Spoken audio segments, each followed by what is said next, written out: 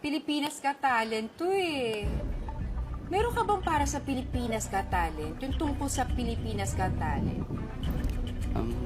Sige po, try po natin. Pwede bang subukan kung okay lang naman? Sige po, try po natin.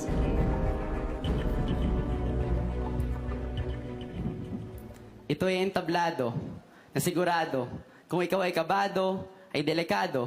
Dapat praktisado at tansyado ang bawat rekado ng pagiging talentado. Para markado at pasado, maging interesado ang mga hurado. Aminado ka man na problemado, itong silid na kwadrado ang magsisilbing hurado na ang tagumpay ay malapit mo nang makabisado. Sapagkat wala ito sa kulay o estado ng buhay kung edukado, maging tunay ka man o retokado, mga kamay mo man ay pasmado, dapat malumanay ka lang at kalmado, sapagkat ikaw ang susi ng kandado ng mga puso at isip na sarado, patunayan mo sa buong mundo na ang talento ng Pilipino ay hindi limitado.